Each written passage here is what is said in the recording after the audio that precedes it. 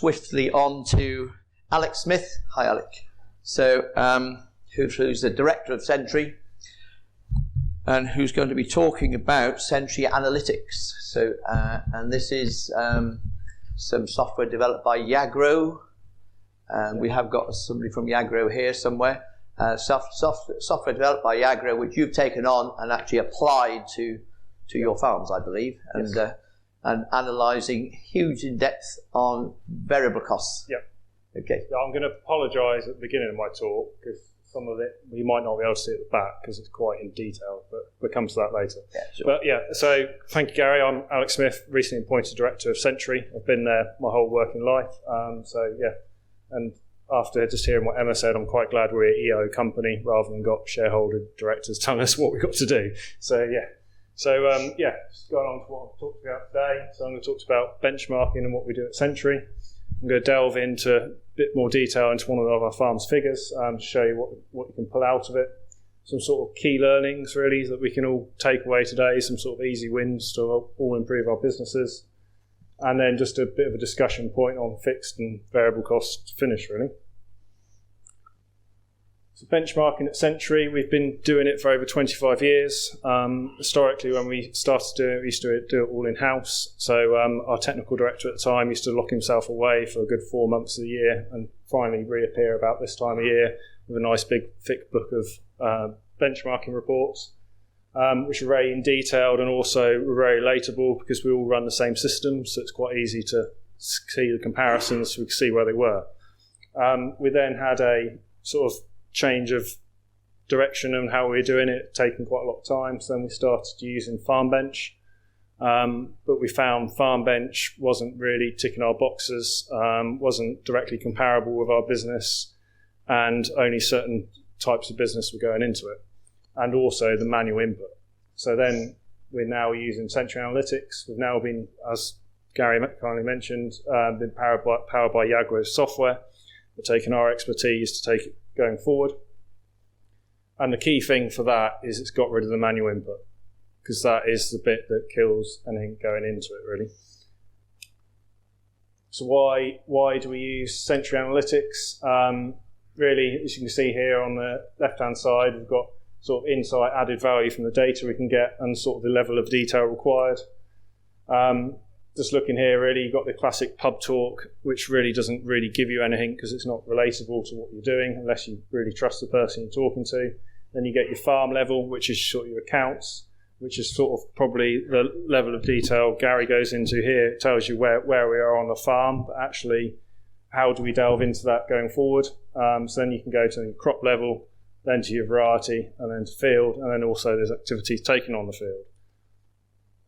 So obviously, as you get level of detail, it takes more time to get there. You can all go home, sit in your Excel, you've all got the data, you can get to that level of data, but I'll see you in about 6 weeks' time. And obviously, there is advancement technology to help us get there. So Yago's data ingestion engine can take the data that we've got, that we're all doing anyway, especially on the variable cost side. We've got to do it for cross-compliance, all that sort of stuff.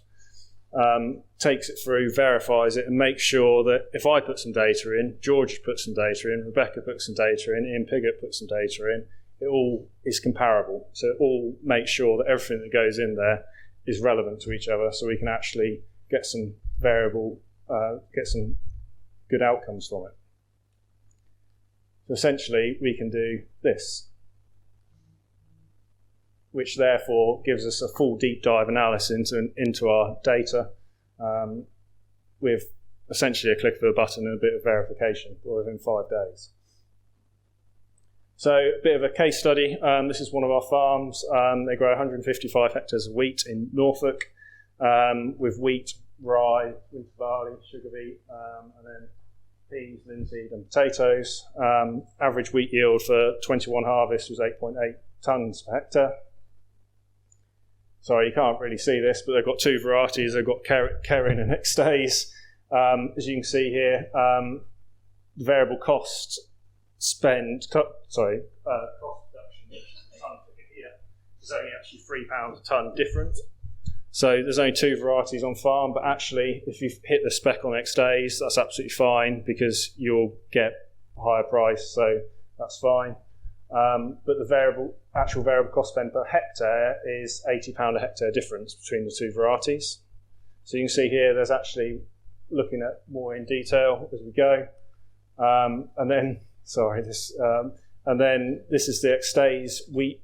This is Extaze variety fields. So when we start looking at the fields, so we've gone from £50 a hectare, but now we've got a range from £38 a hectare, £38 per tonne, down to £60 a tonne. So you can start seeing here, actually there's some key learnings we can get from our farm. Actually, how do we get actually up to the £38? We're already doing it on farm. What can we learn from Ibbots to get to Bull's Workshop, which is the one at the bottom? Then we can go in even more level of detail. It's getting even smaller for you all. Looking at all of the fields and all the different varieties. You can see here Kerins at the top and Extaze at the bottom, but that correlates to the first slide, really. And also, we've got one outlier here, which is Hogs Lizard, but there's only yielded 5 tonne a hectare. Is that an anomaly, or is that a very poor performing field, which I'll come on to in a minute? But actually, how do we look to get to this data to get a better outcome? A little bit bigger for you all to see. So this is fixed the cost per cost per hectare across winter wheat on the farm. As you can see here, 2017 is a bit lower, and it built up to 2019. And then 2020 was actually, as you know, quite a wet autumn, so everything went in a bit later. So the herbicide spend came down. But actually that's shown on the farm to give us the confidence to drill later, because when we look at the cost per tonne, it's actually come down. So we've actually improved performance on the farm by that later drilling. Although the yields have come down, we're actually producing better margins. And the main variance, as I'll show here, on the fertiliser between the two, as fertiliser rates have stayed very similar, it's price that's driven that fertiliser bit to go up. Even smaller for you. So this is all of the fields on the farm. So we've taken the 5 years data. So as you can see, the one Hogs Lizard, which is actually this field here, which is at the bottom. As you can see here, over the 5 years, it is at the bottom end of the scale. So what we can start to do here is pull out fields that aren't performing, and then look at, like George was talking earlier about biodiversity, net gain, countryside stewardship, start picking those fields out, do something else with them, and hopefully push this performance up. As BPS goes down, we need to be pushing our performance of our farms up. And as you can see here, we can also overlay it with soil types. You can see here we've got 3 different soil types. Actually, it's not made any difference. And these bars at the bottom are field size. And as you can see, it keeps going up and down. So it's not all just the big fields that are performing the best. Then we can also then start, especially this year when we've got high nitrogen prices, start looking at nitrogen use efficiency. And that directly correlates back to the old fields, old thing with performance. But as you can see here, we've got a very large range in nitrogen use efficiency on the farm. And how do we then help drive that so that we get back to like Clifford's at the bottom, which is overperforming constantly on yield, and also nitrogen use efficiency going forward. So sort of key learnings that I think you should all take away really is we all need to be treating each field as a profit centre. We can't have sort of one member of the team letting the side down really. So whether that's looking at what varieties we've got, what crops were growing on farm. I mean, this farm, the manager had a set block that he thought was a terrible block.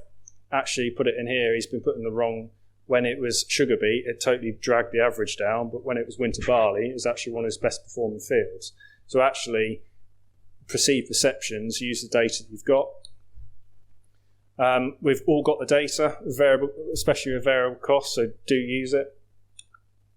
And also there's so much learning. I've mainly just been looking at the internal analytics here. There's so much we can learn from what we're actually already doing on farm, on our own farms, and we know it's directly comparable before even we look at what everyone else is doing outside. And also look at prices and rates of products used, whether you're paying the right price for what you're putting on, and also the rates. We've had examples where we've had the same agronomy firm doing 2 farms managed by the same person but different agronomists, and it's amazing how different it is on the rates they're using. So just look at that and your attitude to risk of that. And yeah, key thing really is comparisons need to be made on a like-for-like basis. Fixed costs versus variable costs. I mean, I've focused mainly on variable costs here. What do we think is more important? Hands up if you think fixed costs are more important than variable costs. Okay, 5. Who thinks variable costs are more important than fixed costs? Nobody. Yeah. So everyone else thinks they're the same. We should be both treating them equally, or don't have an opinion. Okay. Yeah.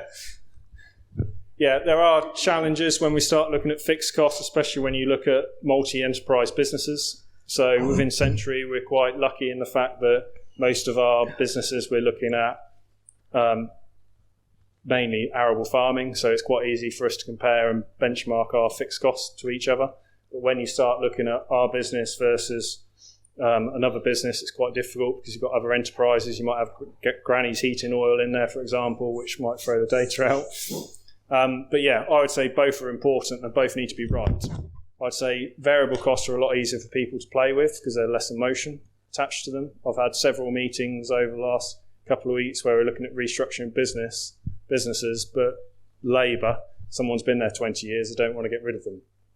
And that's where you need to make sure you've got your system right, because there are some hard changes to come. Yeah, like I said, we carry out fixed cost analysis, but it needs to be comparable. And this is what the agro-owners are working on at the moment, is how we get that fixed cost data so it's relatable to each other. And yeah, we can't get down to the field level yet for fixed costs, but we certainly can for variable costs. So I'll just leave you, every farm or operation in the UK has enough data to start benchmarking themselves at some level. And are you using that information? If not, do. So Alec, just going back to your fixed costs. Yeah. So I think in fixed costs we mean labour and machinery. Yeah. Actually, rather than some of the... Sorry? Okay, yeah, perhaps some. Yeah, rents, okay. Yeah, FBT rents, yeah, absolutely, which are, yeah. So if you just stick to labour and machinery for a minute, okay, and understand the rent point.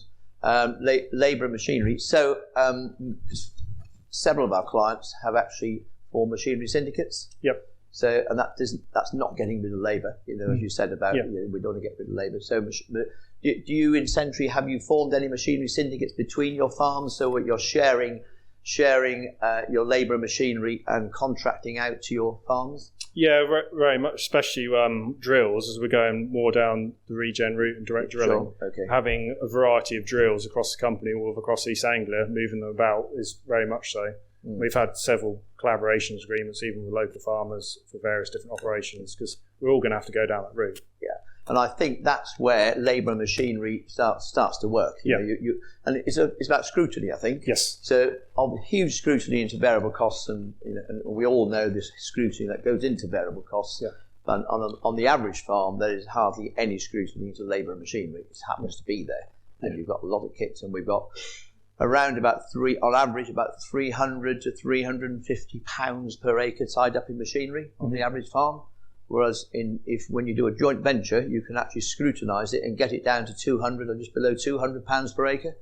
And that's a huge difference in capital cost just by applying more scrutiny and actually sharing kit. Yeah. And that's where I believe, rightly or wrongly, that I think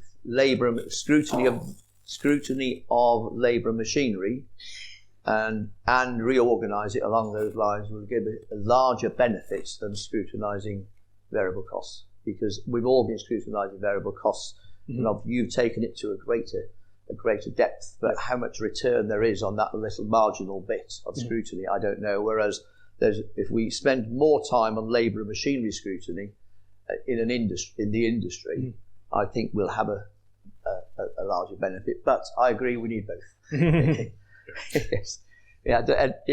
Sam. Okay. Rents. FBT rents are still heading for north for 200, up to 200, 150 to 200. still up there, and obviously the BPS is in that equation, and I think that's where we're actually starting, or we're still actually thinking that the BPS will carry on. I don't know if anybody got a comment on that. At the bit that we're thinking BPS will still be there because it's still built into that £150 per acre that people are paying for additional land, which is a bit worrying. So we've got a lot of changes coming around in terms of structure. Sam, did you want to say something?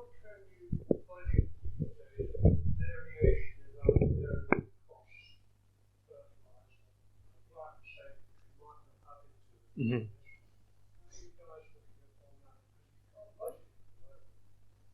Well, you have to take a best guess on. I mean, you just have to take a best guess on where you think it is on the day, isn't it? I mean, I've done some budgets recently where I've done 3 years. I mean, you just have to take a guess on where you think. I mean, where's the grain price going to be? Yeah, if Ukraine gets totally taken over, then grain prices, you'll never see grain prices like you never thought it'd happen. Yeah. But where's fertiliser going to be? Because that's going to go up as well. So, yeah, I mean, you just have to take a best view. I mean, chemical prices are probably going to be 10% up on where they were last year across the board. But, yeah, glyphosate, massively. There's outliers, but generally, it's very difficult.